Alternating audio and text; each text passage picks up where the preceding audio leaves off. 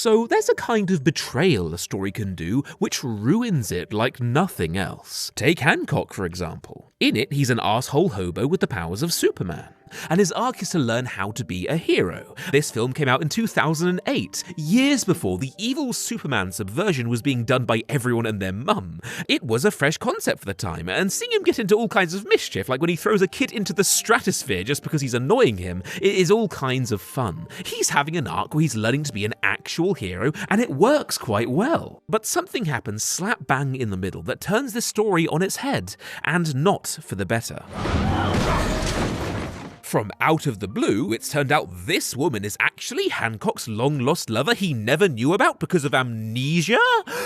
Gasp! And from this moment, Hancock's redemption is over. Forget about the reason why you were invested in the first half of the movie. He is now a decent guy. From here on, it's now a rom-com about a man and his ex being so very mad at each other. Some might say the issues here are that these movies had too much going on. But that's not really good criticism. Some stories like Everything Everywhere All at Once go balls to the wall crazy by throwing in several dozen just insane ideas, and it actually works very well. More specifically, these movies are instead textbook examples of what happens when you fail to apply the 3 Ps of storytelling: promise, progress, and payoff. 3 very simple concepts which will work in harmony normally, but when applied improperly will ruin an otherwise great story. Let's break it down. First, promises. In any good story, within the first few scenes, the audience will be given a clear idea of what this is all going to entail. Look at Hot Fuzz, what is basically a perfect movie, and if anyone disagrees, they can fight me. In the first scene, we learn about Nicholas Angel being a brilliant, albeit stuck-up policeman who takes everything far too seriously. His superiors hate him, and so this high-strung policeman is being promoted into irrelevance by being forced into a countryside town where he's surely going to go stir-crazy with how boring it is. We can guess he'll have some kind of arc around learning to loosen up. The genre and tone are very clearly set. This one's an action comedy that's not afraid to get a little gory here and there. In just the first scene, this movie has done an excellent job at telling you what to expect for the rest of the movie. Plot, character, genre, tone. When you boil it down, the best stories pretty much always do this at the start. Then you've got progress. This one's simply how well do you instill a feeling of progression along the promises you've made. These can be character arcs, plot lines, mysteries being unraveled, all that good stuff. Then finally you've got payoffs. In the end, did you actually satisfy the promises you made? And from here, I'm sure you can see where I'm getting at, because when you look at Hancock through this lens, it becomes a lot clearer why that story flopped as hard as it did. While Hot Fuzz has its excellent promise-making first scene, Hancock has a first scene that's also quite good. In isolation, it's actually quite a bad opening scene in this respect at least, because it makes the wrong promises to the audience. It is admittedly quite a fun scene to watch, as Hancock stopped these gunmen in the most outrageous way possible, causing a stupid amount of property damage. It shows us how totally irresponsible Hancock is, and the audience is told to expect a movie about scumbag Superman correcting his ways. And so that's what we brace for, and the fact they do nothing but deliver on that promise for the first half of the movie, never promising anything extra during that part, really seals the deal.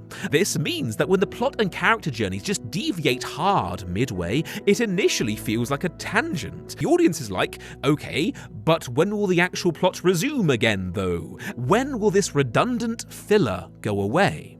But when it's 10 minutes later and the movie is still sticking with this new plot, the audience realizes, oh crap, this is the movie now, apparently. And so the film has to start all over again, recapturing our investment as well as its own narrative momentum, as if starting from scratch. This whole notion of breaking promises being a bad thing gets a hell of a lot more complex when you realize there are actually a lot of stories out there which break their promises made at the start, to great effect. An example that comes straight to mind isn't a movie, but damn if it isn't a great story, the first Mass Effect game. For the first 40% of that story, we're gallivanting around the galaxy on what's basically a sci-fi political thriller. There's this evil dude Saren who's enacting some nebulous plan. We know this AI race, the Geth, worships another ancient extinct race called the Reapers. Saren somehow found one of their ships and so is using it to pretend to be one of their prophets so he can manipulate them.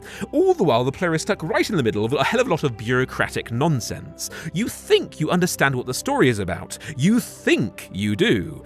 But there's a moment where if you played the game, you know exactly what I'm talking about, when you come across a hologram of Saren's ship, of all things, and it says, "Your extinction is inevitable. We are the end of everything. You exist because we allow it, and you will end because we demand it." And you find out shit's about to get Lovecraftian in here. Not only is this ancient race, the Reapers, very real and still very much alive, Saren's ship isn't even a ship, it is literally one of the ancient powerful Reapers, and they're part of some unfathomably powerful armada intent on rendering humanity extinct like they have countless civilizations more powerful than ours, and all for a reason we can't possibly comprehend. Pretty much every Mass Effect fan loves this moment, many saying it's where the game went from being good to being great. And isn't that interesting? To understand why, let's refer again to the 3 Ps of storytelling, specifically the promises part. Every time I've seen a story break a promise and it works, is because that story never forgets about everything going on before the break of that promise. It still carries on the same character arcs. We still continue the same plot or mystery, just with this surprise new element sprinkled on top. Looking at the 3 Ps, despite the genre change, Mass Effect does a great job at satisfying them. We were promised a space opera action-adventure, a mystery plot unveiling Saren's evil schemes, and political intrigue. All of these promises, the game never forgets about them, not for a single second. They're always being progressed upon and given payoffs long after this Reaper reveal happens. And that's the integral part. We had a cake. It was a nice cake. But now something extra's been thrown in to make it an even nicer cake than the one we were expecting, as opposed to having something we liked being taken away from us. It's when the writer says, "Ooh, look at this lovely thing. I'm going to give you this thing. You better start looking forward to it," and you do. You get really excited, only for it to then be ripped out from under you, with the writer cackling with Machiavellian delight thereafter. That is how you ruin an otherwise great story. That is what happened to Hancock. Genuinely, there is no faster way to piss off your audience than that right there.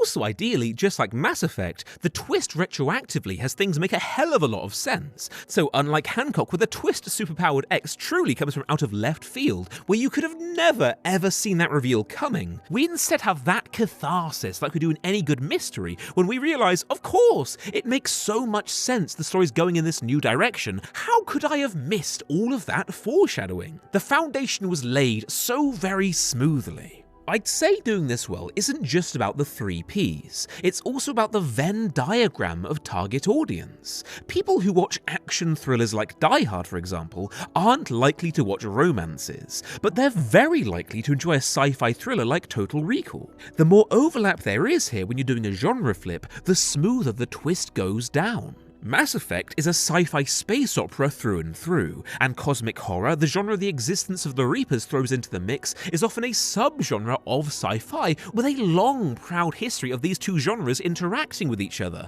like in Alien, The Thing, Invasion of the Body Snatchers, and so on.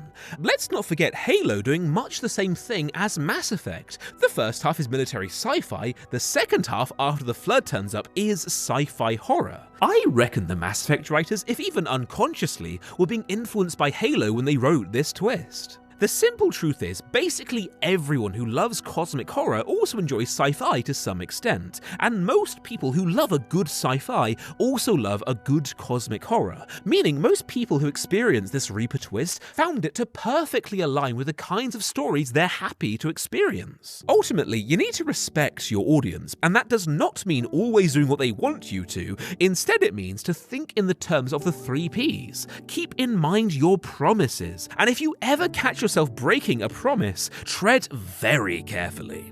It's easy to get trapped in the idea of your story existing in its own little universe, forgetting that actual people will experience this thing and that their experience needs to be a consideration. I try fairly hard to do that with this channel. One thing you guys have been asking for years now is my take on how to write character chemistry. I didn't want to rush it, so I've really taken my time to dwell on the topic so I can deliver the level of insight I strive for, and I'm happy to say I've finally done it. The video's up right now for you to watch. While it's centered around why Deadpool and Wolverine work so well together, I also look at Holmes and Watson, James Bond and Vesper, and a ton of other character duos out there to ask why they have the chemistry that makes them so iconic. If you guys want to watch this, you can do it right now, only not on YouTube, instead on Nebula. There's a link down below that'll take you right to it. I created Nebula alongside some other creators because we wanted a place where we could let our creativity loose and take what we're making to the next level. And we've gone crazy with it in the best way. The site's exploded. It's the fastest growing independent streaming site in the world right now, and we've got so many thought-provoking videos there you'll never get through them all. I know because I've tried. We've got classes, a play, a game show hosted by Tom Scott, an original Dracula movie debuting next week, and best of all, you'll find exclusive videos there from me and many of your favourite creators. The ones Hello Future Me and Tale Foundry put out are fantastic. I did one on world building, another on why most exposition sucks. I also made one on why The Dark Knight Rises is so weak compared to The Dark Knight before it. All of that stuff, including my character chemistry video, you can watch it all right now. Just click my link in the description and it'll take you straight there. The chemistry video will be uploaded to YouTube in about a month, but if you don't want to wait that long, just click that link and with it, you'll get 40% off the usual price. It couldn't be simpler, and I'm really happy with how that video turned out. Anyway, thanks for watching, keep writing, and I'll see you guys next time on The Closer Look.